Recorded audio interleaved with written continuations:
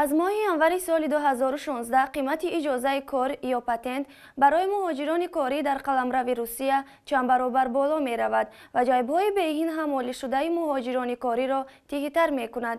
бисёре аз муҳоҷирон мегӯянд ки бо ин ҳол наметавонанд аз рӯи қонун кор кунанд ва маҷбуранд аз қонуни сарфи назар намоянд. аз рӯи омори расмӣ токунун танҳо дар қаламрави Москав зиёда аз 400 000 муҳоҷири корӣ иҷозаи кор дарёфт карданд.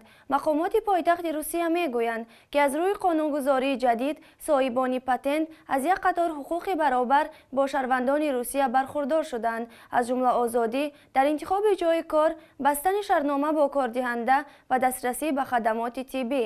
вале ин ҳама фоида ройгон ба даст намеояд. барои баҳравар шудан аз ин ҳуқуқ муҳоҷирон маҷбур ҳастанд ки соатҳои тӯлониро дар навбат сипарӣ кунанд ва тақрибан 25 000 рубл аз киссаи худ харҷ намоянд.